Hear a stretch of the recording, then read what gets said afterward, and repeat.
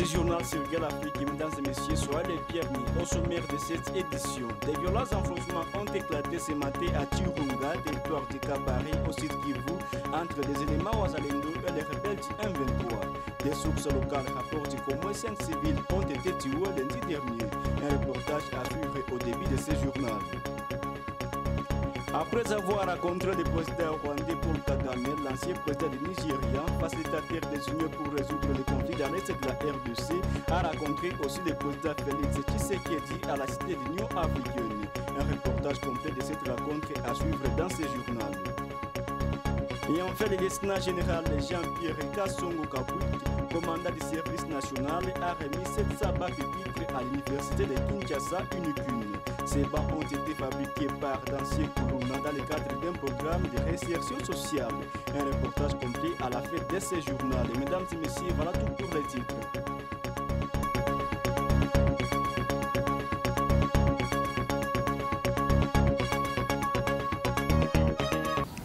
Des violents affrontements ont éclaté ce matin à Chirunga, territoire de Kabare, au sud Kivu, entre des éléments Ouazalendo et les rebelles du M23. Des sources locales rapportent qu'au moins 5 civils ont été tués lundi dernier. Suivez ce reportage de David Debistouaïki qui nous fait le point.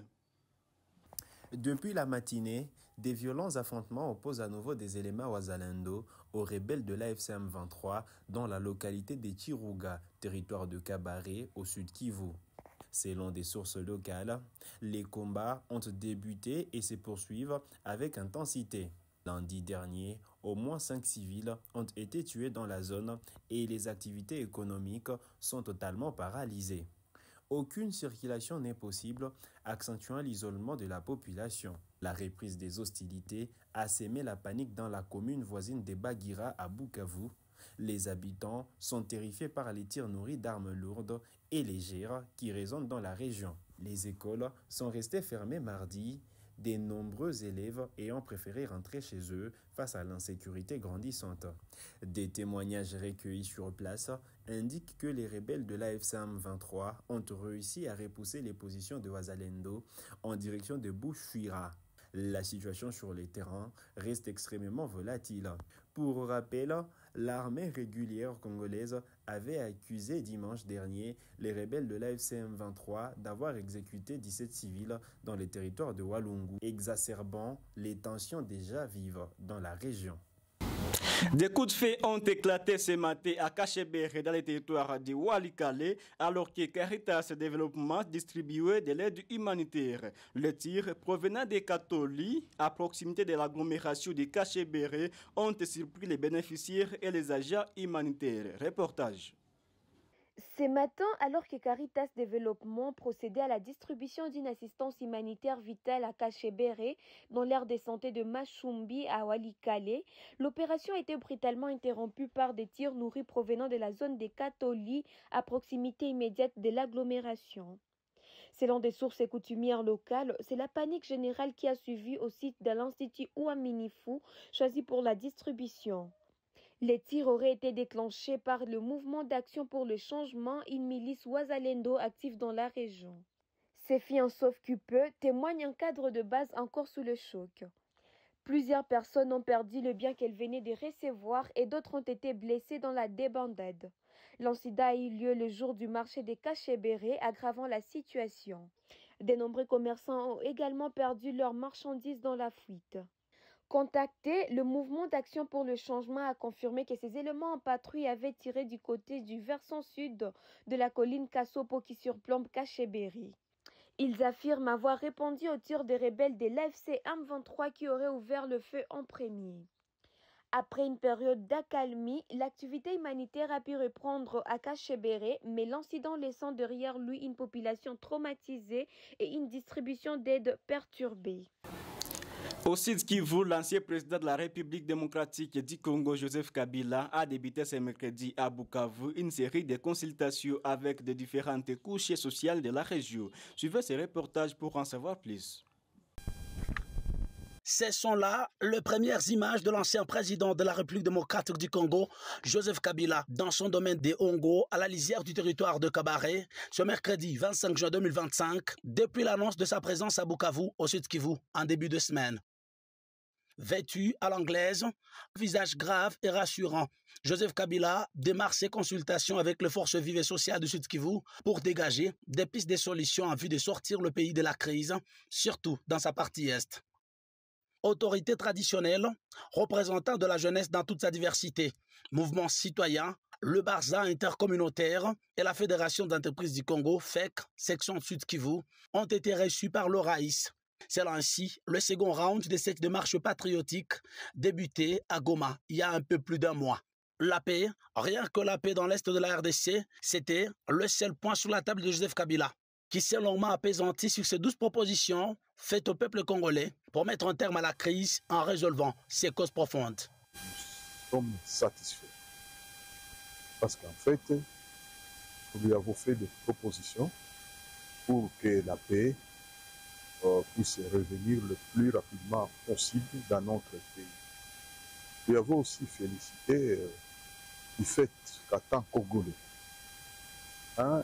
expérimenté pendant plusieurs années parce que le mieux placé pour connaître ce pays s'est engagé pour la recherche justement de cette paix. Une initiative saluée par tous ces interlocuteurs qui pensent qu'il est enfin temps que les personnalités politiques congolaises se mettent autour d'une table pour résorber cette crise par des solutions authentiquement congolaises. Il a dit qu'il est prêt pour les dialogues et il voulait que les autorités qui gèrent le pays actuellement comprennent qu'il faut qu'on dialogue et c'est là qu'il a soutenu d'ailleurs le chemin de la SECO et de l'ECC. Tout le monde a été d'accord avec sa proposition et il a dit qu'il peut accompagner cette initiative parce que nous tous nous avons besoin de la paix. Personne ne peut dire qu'il n'a pas besoin de la paix. C'est ainsi qu'il nous a dit que nous-mêmes partout où nous passons et que tout le monde qui a même un numéro d'appeler les autorités au niveau national, qu'ils le fassent pourvu que tout le monde comprenne qu'il est temps qu'on fasse la paix. Parce que sans cela, la RDC risque de disparaître.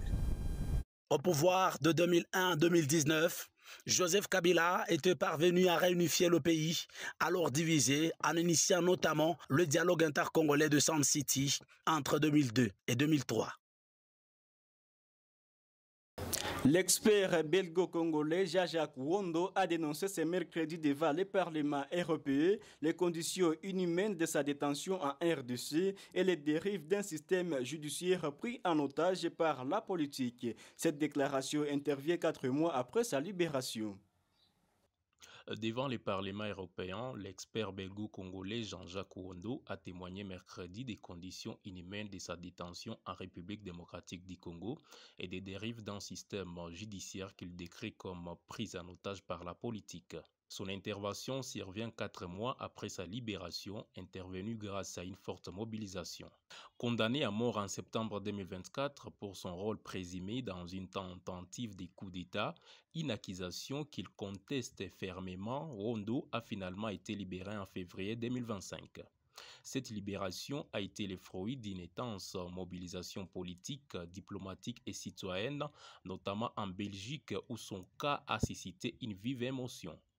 Les parlements européens avaient d'ailleurs adopté le 23 janvier une résolution exigeant sa libération immédiate et son retour en Belgique.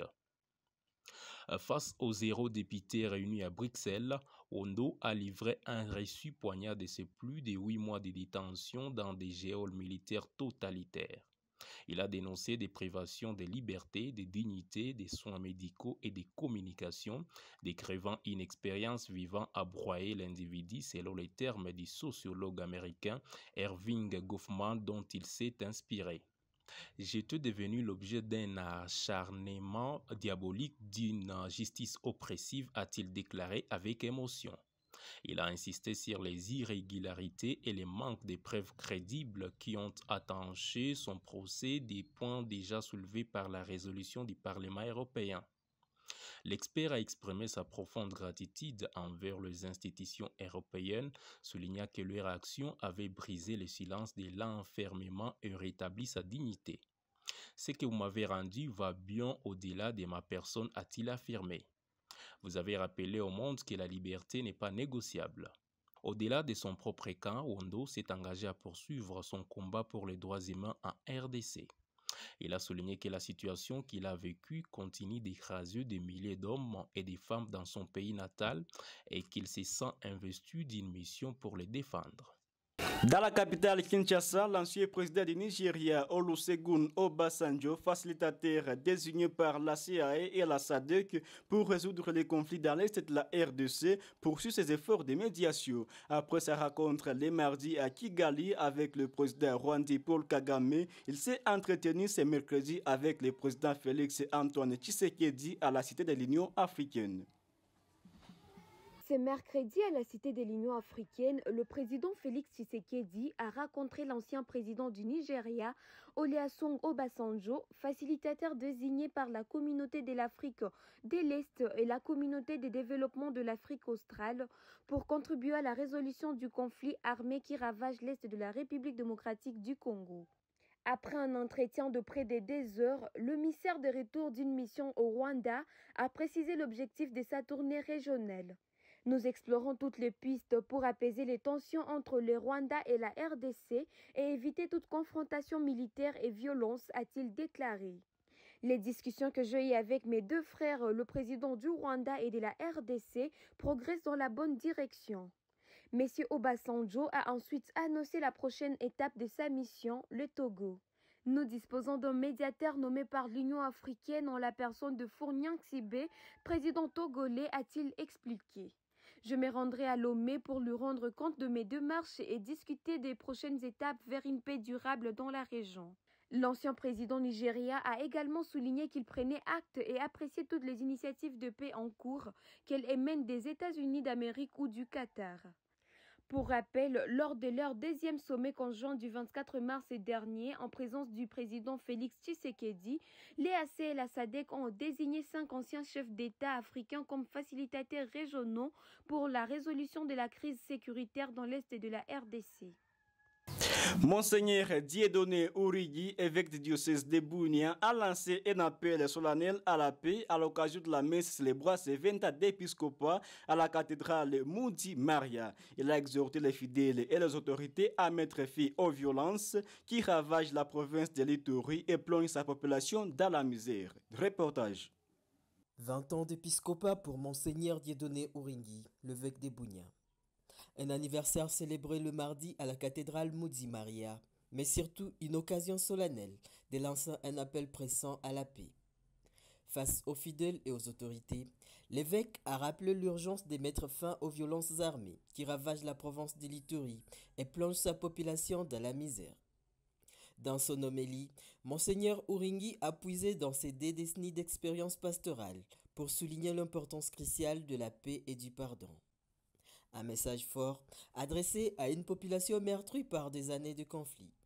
L'évêque a réaffirmé sa proximité avec les habitants d'Ituri et a insisté sur les liens indissociables entre paix et développement. Car, comme il l'a souligné, le développement durable ne peut exister sans la paix. Un appel à la responsabilité collective pour que la réussite de quelques-uns ne masque pas la souffrance du plus grand nombre.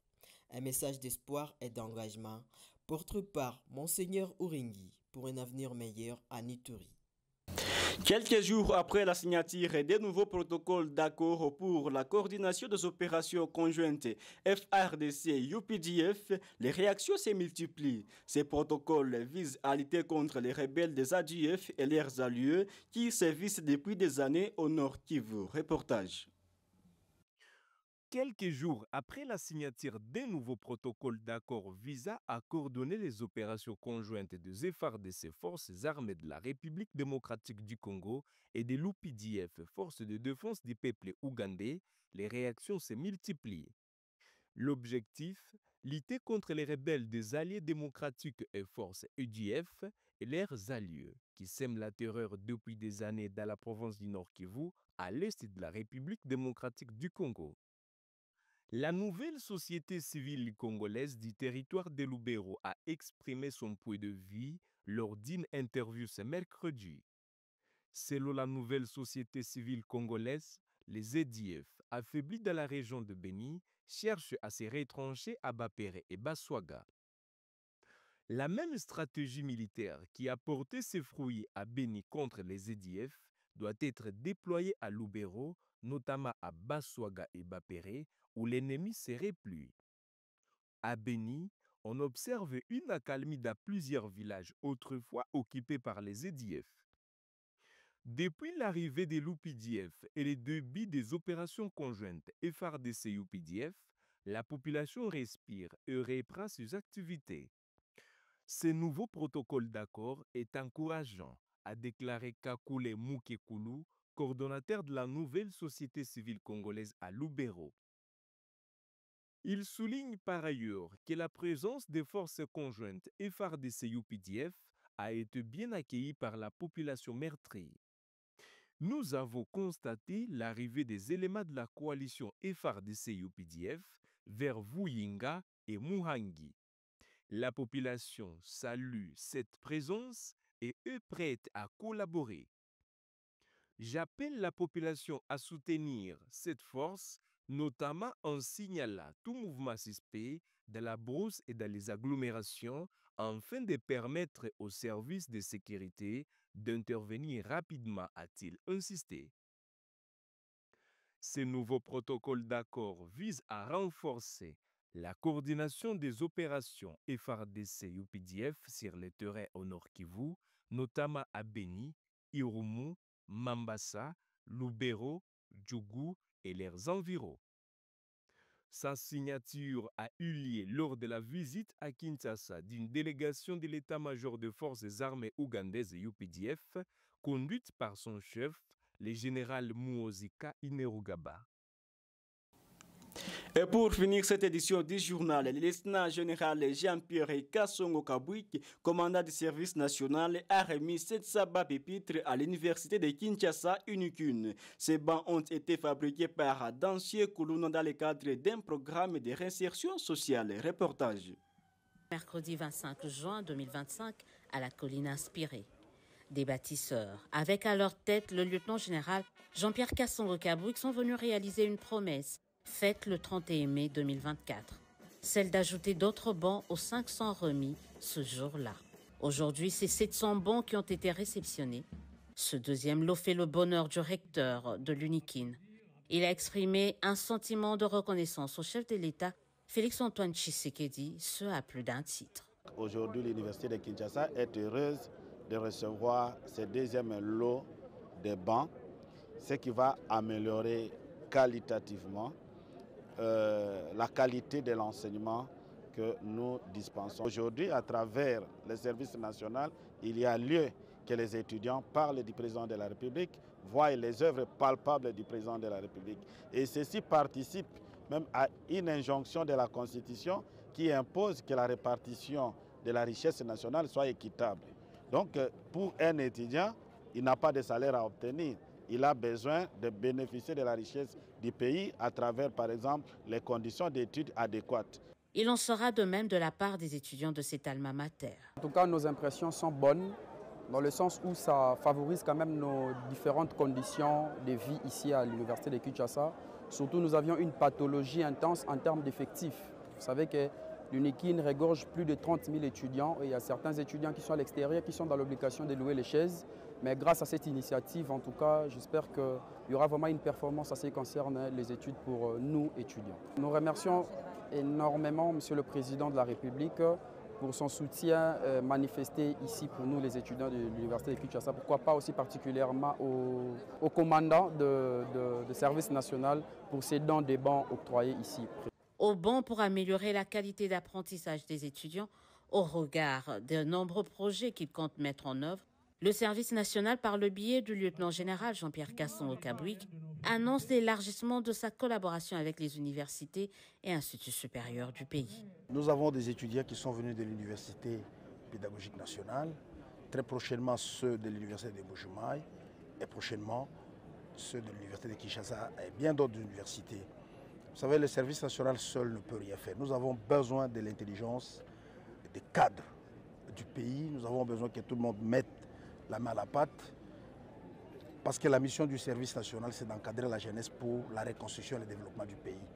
Le service national, dont le travail va au-delà de l'encadrement des jeunes désœuvrés appelés Koulouna, compte ainsi devenir un véritable débouché d'emploi pour les étudiants en fin d'études. On a besoin de l'apport de tous les Congolais et surtout de jeunes cadres et de toute l'intelligence nationale congolaise pour contribuer au redressement du pays, à la reconstruction et au développement.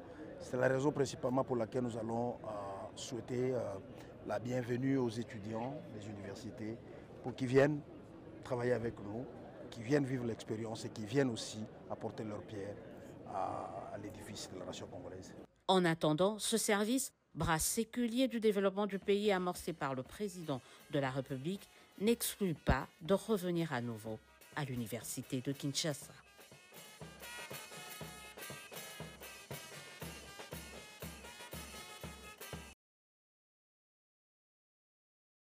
Et voilà qui met fin à cette édition du journal sur Quelle Afrique. Mesdames et messieurs, merci de nous avoir choisis pour vous mettre au parfait de l'actualité.